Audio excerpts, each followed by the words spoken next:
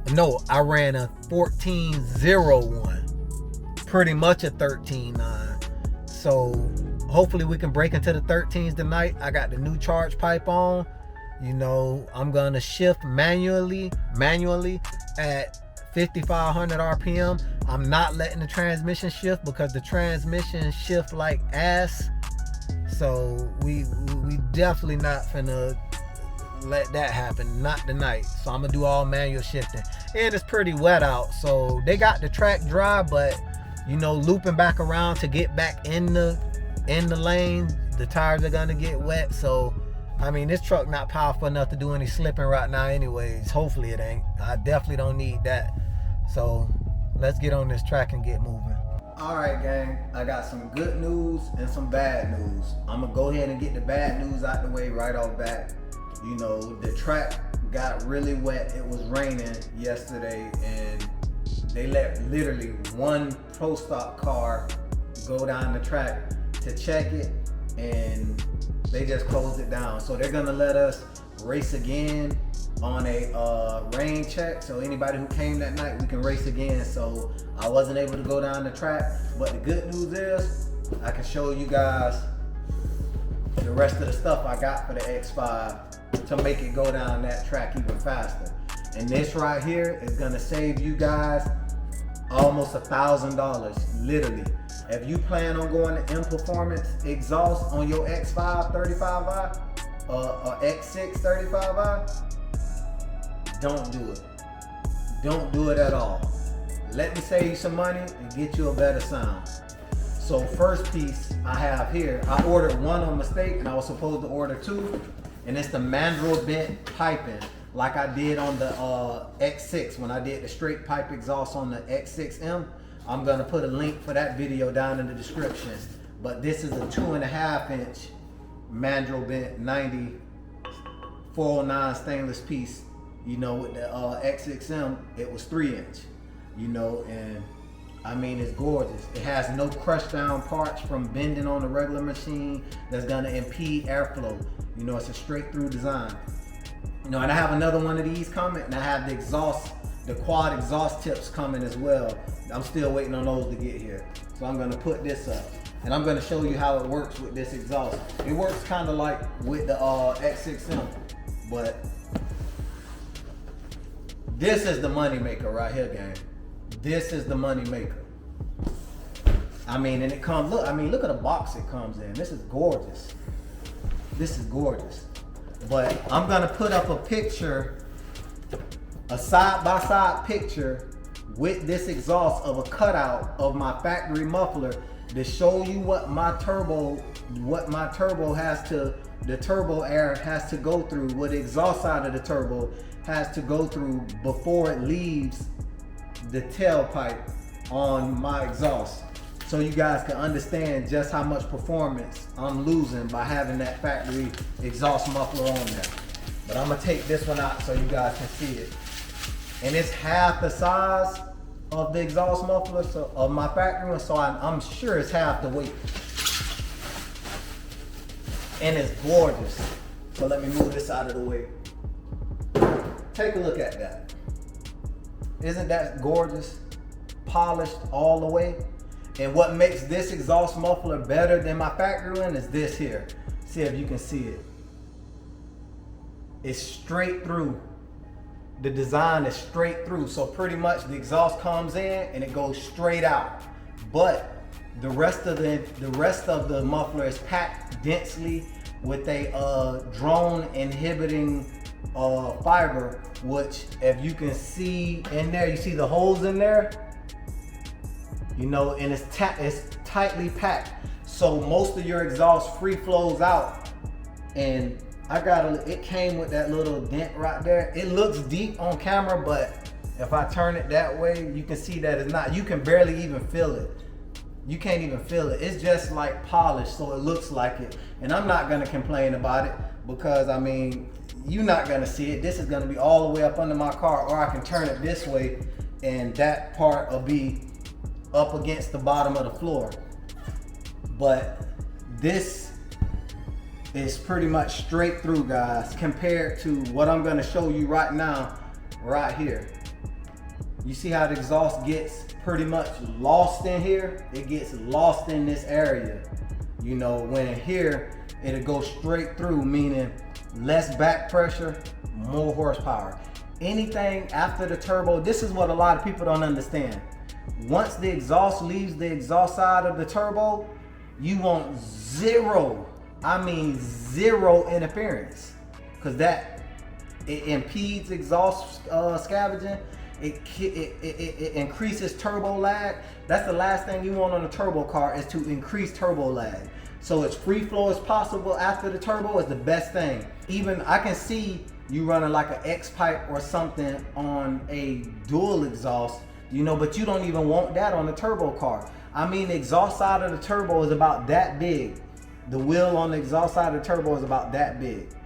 So your air has to go through something this big before it reaches whatever size diameter exhaust pipe you have. So why do you want more interference? Makes no sense. Definitely not for a turbo car. If you're thinking about anything about something like that, it's for a naturally aspirated car. Trust me, not a turbo car. But this muffler here is about $250 when the M Performance muffler is about $1,100 to $1,200. I've seen them on sale for $800, $900, but I'm not spending that when I can get the entire exhaust done, welded up, all the parts for half the price of just the M Performance exhaust muffler. So yeah, this is gonna help me out a lot in my quest to getting the numbers up with this car. I know you guys have been waiting a lot. You guys who have this same model, no matter if you got the F15 or F16, which is the F5, I mean the X6 or the X5, y'all been waiting for me to do more mods on this truck. You know, and you know, I'm glad I bought it. You know, like, it's been sitting in my cart for a while and I want to get it done, you know, and I already have a bunch of clips of the car with the stock exhaust on it, you know, so I'm gonna do I'm gonna take it to the track once this exhaust is done on it, because I'm gonna do it like that. For every mod I do to the car, I'm gonna take it to the track so you can see what that single mod does by itself, or what that single mod adds by itself. There's no reason for me to throw all of this stuff on and say, ooh, I picked up this, because now we don't know where the power's coming from. You know, let's find out where this power coming from so you guys can decide how you want to spend your money. So that's how we're gonna do this. So yeah, I'm waiting on a couple of more parts for this, the quad exhaust tips and this other mandrel bin, and then we can take this exhaust to get it put on. And I'm gonna put a link to the video of me getting the X6M exhaust done, so you'll see the shop where I got it done, and you can see the process they went to doing it, and hear that baby before and after I put that straight pipe exhaust. And when I say straight pipe exhaust, I don't mean muffler delete. My X6M is truly straight pipe. You know, from the turbos back, it's nothing but straight pipe, literally. If you take the exhaust off the rear of the turbo and look through it, you can see straight out the back of the car. That's what true straight pipe is. A lot of people say straight pipe with a muffler delete, but they have resonators and cats, and that's not straight pipe. Straight pipe is exactly what it says. Straight pipe. Yeah. I need to stop saying straight pipe before I go on wanna lay some straight pipe. Yeet. Yeah, but gang, you know, I'm sorry I couldn't get to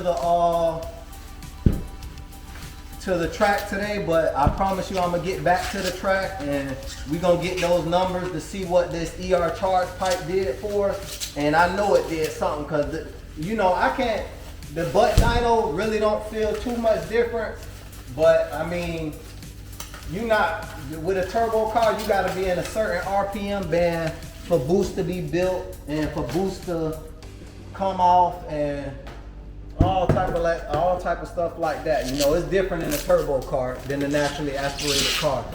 You know, if you guys are true turbo fans, you know turbo power is only gonna be at a certain RPM. Even if you do got a good, you know, constant pull through the RPM band, you only gonna make that good power at a certain area in there. You know, so I didn't get a chance to see exactly how it performs. But more videos coming, guys. The F90 fuel pumps are on the way for the X6M. and auto lush out.